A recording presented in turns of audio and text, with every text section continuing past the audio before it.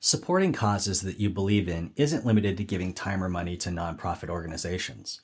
For-profit companies may be another way for you to promote your values and causes.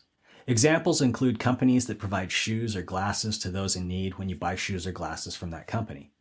One of my clients donates a portion of food sales from her cafe to anti-human trafficking agencies. Some companies set up foundations they fund from their profits or regularly give to certain organizations.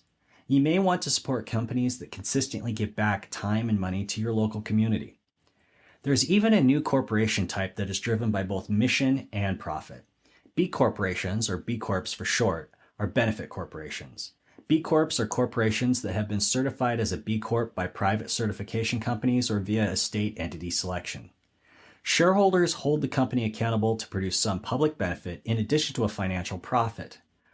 B Lab, a nonprofit company that supports the B Corporation structure, defines them as for-profit companies that want to consider additional stakeholders, morals, or missions in addition to making a profit. B Corps have higher transparency and accountability to this public benefit.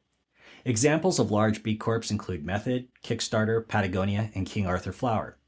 You make many purchases today that you could switch to a company that provides a good or service or product as well as promoting a public benefit you support.